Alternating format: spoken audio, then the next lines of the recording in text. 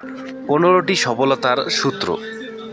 1. আজ থেকে 5 বছর পর আপনি কোথায় যাবেন তা নির্ভর করবে এখন আপনি কী ধরনের বই পড়ছেন, কোন ধরনের মানুষের সাথে মেলামেশা করছেন সেটার উপর। 2.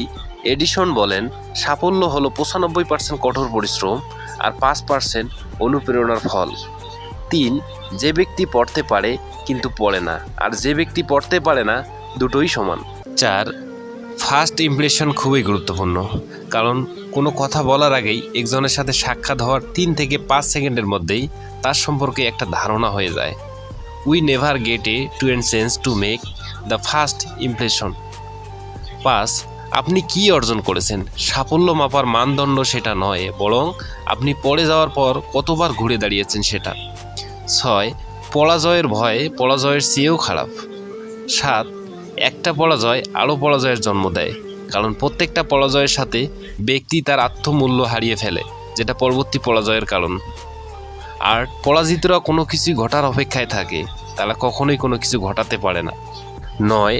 যে সব কিছু তৈরি পাওয়ার জন্য তৈরি, সে জীবনে কিছুই করতে পারে না। সফল ও ব্যর্থ উভয়ের দিনই 24 ঘন্টায়। 10. নো মানে একেবারে না নয়, নো মানে নেক্সট অপরচুনিটি। 11. বাহ্যিক সাফল্য আচরণের উপর নির্ভর করে। যদি আপনি নিজেকে চরিত্রবান, সাহসী, সৎ বলে বিশ্বাস করেন, তাহলে এগুলো আপনার আচরণের প্রতিফলিত হবে। 12.